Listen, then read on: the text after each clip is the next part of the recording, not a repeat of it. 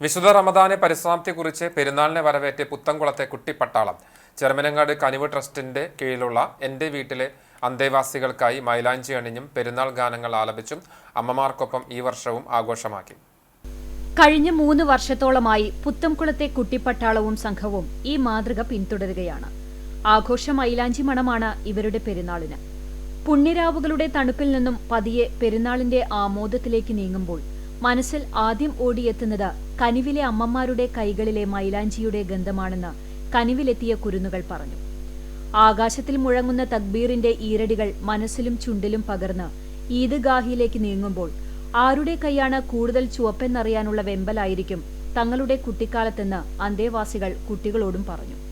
തങ്ങളുടെ മനം നിറയെ പുത്തനുടുപ്പും അതിനൊപ്പിച്ച മാലയും വളയും കമ്മലും പുതുമണത്തിൽ നിറയുമ്പോൾ അതിൽ മൈലാഞ്ചിയുടെ പരിമളം ഒന്ന് വേറെ തന്നെയായിരുന്നുവെന്നും കനിവിലെ അന്തേവാസികൾ നെടുവീർപ്പിട്ട് പറഞ്ഞു.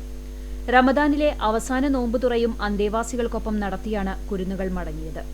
കനിവ് ട്രസ്റ്റ് മാനേജർ ബാപ്പുനു വി മുഹമ്മദ്, തേജസ് കോളേജ് അധ്യാപകൻ ബിബിൻ കൃഷ്ണ, പൊതുപ്രവർത്തകൻ MA. Kamaruddin, കുട്ടിപ്പട്ടാളം ടീമംഗങ്ങളായ Shaharyar MK, Tahsin Thwaha, MK. Shahasiya, Isa Mariyam, MK. ഷഹബിയ, Isa Amina, എം.എച്ച്. Jasmine എന്നിവർ പങ്കെടുത്തു.